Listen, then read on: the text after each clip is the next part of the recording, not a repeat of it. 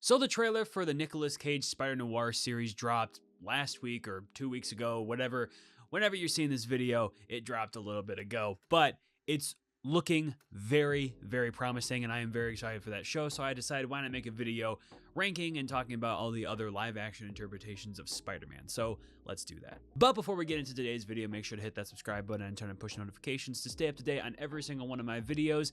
Now let's get into the video. Now, as much as I love Spider-Man, I never really got into the live-action 70s version, as I could say about a lot of people. I don't think a lot of people really got into that. Even the people that were born around that time, I really don't think that show was super popular. So we're not going to be talking about that one. We're going to be starting with Tobey Maguire, the Sam Raimi Spider-Man trilogy, one of the best superhero trilogies of all time, and my personal favorite Spider-Man. But Spider-Man 2002, an amazing, amazing film. I mean, honestly, a film that kind of redefined the superhero genre and the live action superhero movie. Because before Spider-Man 2002, we had X-Men, which was like the biggest like live action version of any comic book movie. And you know what Sam Raimi was able to do with Spider-Man 2002, kind of being this, it's not a horror movie, but it does have, you know, that Sam Raimi aspect to it that's really awesome, with the close-ups and the overall just like shocking aspects to it, especially with the Green Goblin. It's so good. And actually, fun fact about the 2002 Spider-Man movie is that before Sam Raimi came on to make this trilogy, in 2002 there was supposed to be an R-rated Spider-Man film that was going to star Leonardo DiCaprio as Spider-Man, and it was going to be directed by David Fincher, which honestly, that would have been pretty cool, but I would not take it over the Sam Raimi trilogy. The R-rated one was supposed to be filled with like sex, violence, language, all that kind of stuff. So it would have differed from a lot of the comics, but it would have been cool as well. And I think a David Fincher directed Spider-Man movie would be pretty cool, but we're never going to get that, so let's stop talking about it. Spider-Man 2. Spider-Man 2 is honestly the best of the trilogy. It's so freaking good. Spider-Man 2 is great. I think Doc Ock is one of the best villains that we've seen in a comic book movie, and genuinely just such a good story for Spider-Man. Like the rise, the fall, and then the rising again. It's so freaking good. And Tobey Maguire just continues to just elevate the character of Spider-Man that much more within this movie, especially with his dynamics between him and Mary Jane. It's so good. And his friendship with Harry, everything develops so freaking good. And Spider-Man 2 just has so much that train scene. The train scene in Spider-Man 2 is so iconic and so good, especially when Spider-Man pretty much gets defeated and just like is laying on the ground, and everyone comes around him, and he takes his mask off, and everyone sees that he's just a kid, which is like a huge moment within comic book movies. It's a huge moment seeing who the superhero actually is. And what's beautiful about it is like everyone's gonna keep that secret. Everyone's gonna be there for Spider-Man. And it was just this movie is so freaking phenomenal, and really is just the epitome of superhero films. And then we get to Spider-Man 3, which honestly, guys, I love Spider-Man 3, and I think people hate on it way too much. I think people are starting to appreciate it a little bit more, but I remember watching it because that movie came out in 2007, so at that time I'm 5, and I remember actually going to see it in the theater and getting scared of the symbiote, so I had left. And then a couple years later, when I'm a little bit older, I watch it, and I actually really loved it. And even when rewatching it now, I can see its faults, and I can see where it can be this like a very different kind of story compared to the two, where it's a little bit too goofy and there's a little bit too much going on, but it's also very entertaining. I love Sandman in this movie. I think Thomas Hayden Church does a fantastic job and is the Sandman.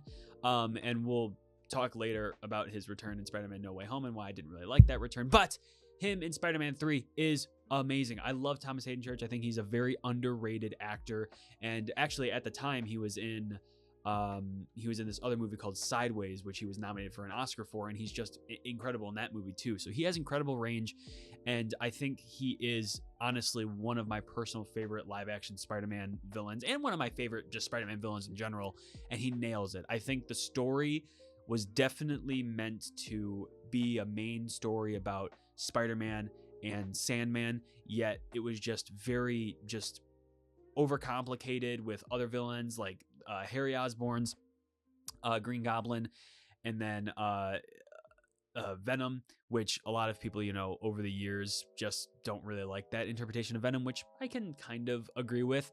And just was very distracting. Obviously, a lot of memes came from this movie with Tobey Maguire, which I love. I really think adds to the movie. I think the movie kind of just accepts that kind of side of it, of just its goofiness, and I really like it.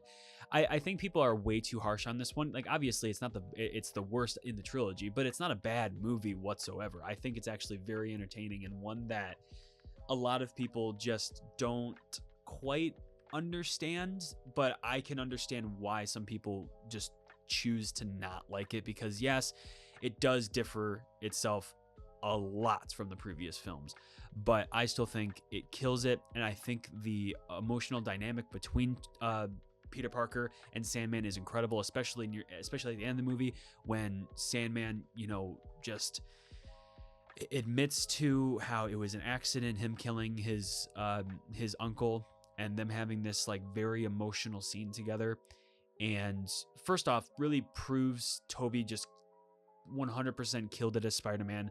And this being at the time of this movie, it wasn't going to be his last time. And then they announced Spider-Man 4 happening, and then that didn't happen, which is very upsetting because it would have been like the most perfect sequel, the most perfect Spider-Man film ever. But anyways, just the dynamics between him and Sandman in this movie is just remarkable, amazing. I love it.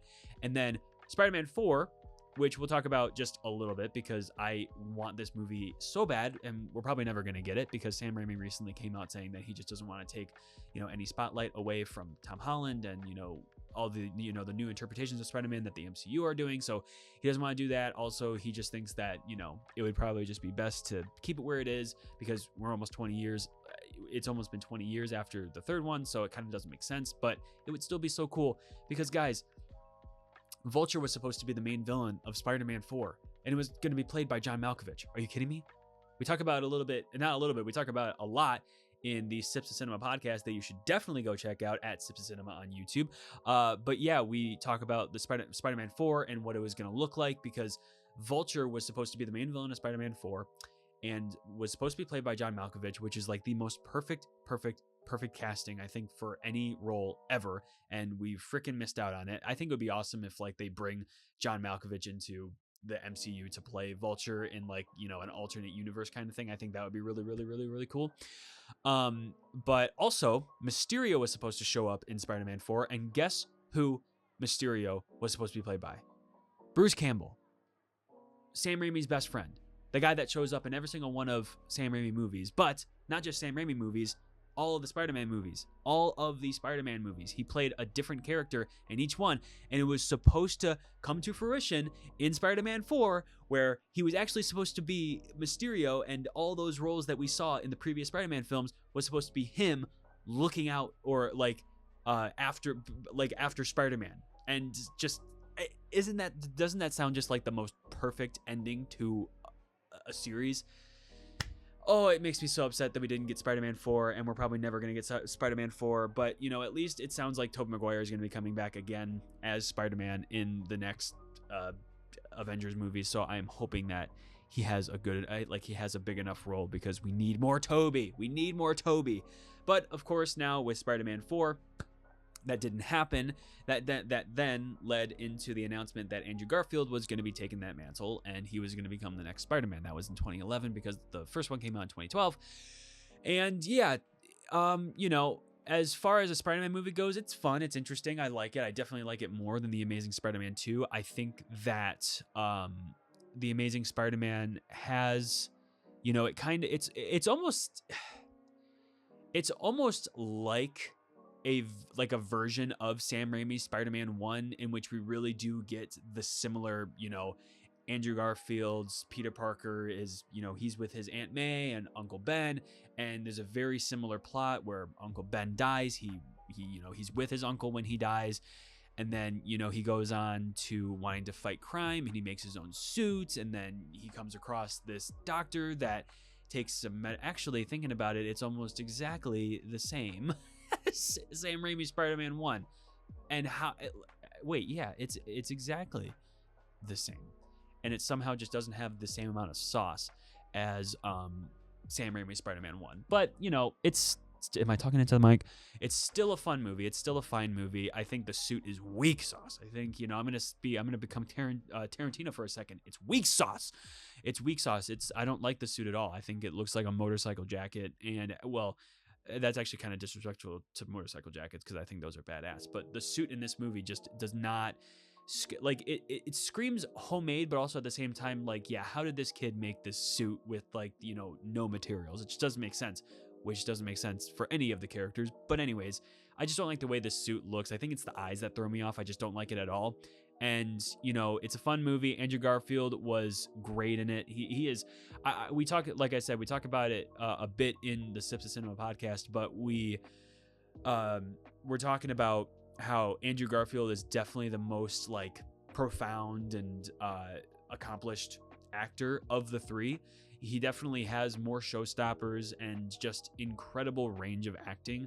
And as far as performance goes, Andrew Garfield definitely knocks it out of the park. He is phenomenal in these movies. And we'll get to some of the scenes, some of the powerhouse scenes that just break our hearts every single time. I think you know exactly what I'm talking about, but we'll get to it. But yeah, he's great in Spider-Man. He's great in The Amazing Spider-Man. It's not a fantastic movie at all, but it's definitely one that is rewatchable. The Amazing Spider-Man 2 is a letdown. It's a letdown. But it's one of those movies that's a letdown, but at the same time has so much has so many great parts to it. It has a lot of greatness to it. I mean, the Hans Zimmer score is amazing. The cinematography, the colors, they're all great. The Amazing Spider-Man 2 suit, the TASM 2 suit is great. It is definitely one of the best Spider-Man suits there is. In my opinion, I think the Tobey Maguire suits are they're just top notch. I think Tobey Maguire suits and then the new Brand New Day suit, I think those are the best in my personal opinion. But the TASM 2 suit is absolutely incredible. It's glorious. And the movie itself, as much as it's just very convoluted, just like Spider-Man 3, it does have its good moments and its very powerful moments. I really do like the dynamic between Peter Parker and Gwen Stacy in this. I think Emma Stone and Andrew Garfield are really, really, really good on screen together. And just the scenes in this movie that are incredible almost balance out the terribleness of this movie. And I think that's a fine thing because it is still a rewatchable film. I think that it does have its fun parts, but just there's so much goofiness with the villains that just is so distracting. But the scene that I was talking about earlier when it comes to The Amazing Spider-Man 2 and how Andrew Garfield is just a powerhouse actor and performer. Yeah, the scene where Gwen Stacy dies. Oh man, this scene gets me every single time. Even just thinking about it is so sad. And it's just the shock factor of it. It's probably one of the most, if not the most shocking scene in all of comic book history, because it just is you did this in the second movie? Are you kidding me? How are you going to do this in the second movie and then not give us a third? That is bullshit. That is crazy. But the scene where Gwen Stacy's falling, and like I mentioned earlier about the cinematography being great. It's so good. It's so freaking good. I mean, zooming in on Spider-Man's lens to see her, and then zooming back down to her falling is just oh my God, are you trying to kill me? And then she falls, cracks her skull, and then Peter jumps down and just holds her and cries and is weeping. And then we talked about it again on the podcast. I'm gonna keep name dropping it, whatever. But we talk about the scene that, that whole entire scene is sad, but the one shot that makes it so freaking emotional is when the blood comes out of her nose. Just the little details like that make a scene so much better, because that just adds so much depth to how tragic that scene is. And oh, we're not going to talk about it much longer because, damn, it is very sad and it makes me emotional just talking about it. But that scene is so freaking good. Andrew Garfield is incredible. He really knows how to just, well, one, he knows how to cry just like Tobey Maguire. But he just is, that scene is so good. It is like brutal. It's a hard scene to watch and definitely not something that we ever expected to really see in a Spider-Man movie, but it's amazing. Now, they did tease that there was going to be like a Sinister Six project and it was going to be a Spider-Man 3, whatever, but we obviously never got that. And then Spider-Man was shelved for another 4 years until Civil War, which we're not going to talk a whole lot about Civil War because it's not necessarily a Spider-Man movie, but that is where Spider-Man where Tom Holland made his debut as Spider-Man in the MCU. And Civil War is one of, or if not my favorite MCU film. It is incredible. I think every single character in that movie has the best version of their suit that they've ever worn throughout the MCU, including Spider-Man until Brand New Day. But up until we get that movie, the Spider-Man suit in Civil War is the best Tom Holland suit, and I will hold on to that opinion until the day I die. It is the best Spider-Man suit in the MCU, and he's really fun in this movie. He's really fun in Civil War. I think it was a great way of being able to bring him into the MCU without needing to really, like, because, you know, we know Spider-Man, we know his story, we know like the gist of his story. Like, we're not going to see his Ben Parker, we're not going to see that because we know that already. We've already gotten that story twice, so we don't need it. And I think that it was a really good way of setting up the future of Spider-Man in the MCU because he is like the biggest moneymaker of the MCU now. So yeah, we'll divert from Civil War because now we're getting into Spider-Man Homecoming, which is coming up on 10 years old. This movie is fun. I think a lot of people nowadays kind of like shit on it almost, but I still like this movie. I think we talked about Vulture earlier coming into being potentially the villain of Spider-Man 4. Well, not potentially the villain, but being in a movie that was potentially going to be coming out, but never did. Vulture, Michael Keaton as Vulture. I think Michael Keaton as Vulture is a slept-on performance and a slept-on villain in the MCU. I feel like when people go to favorites, like, they don't even consider Michael Keaton as Vulture. I think that Michael Keaton as Vulture is one of the best performances and one of the best villains in the MCU and one of the best parts of this movie. But as far as Spider-Man movies go, I think it's fun. I think it's funny. I think that I really like the relationship between Ned and Peter and MJ. But the movie's fun.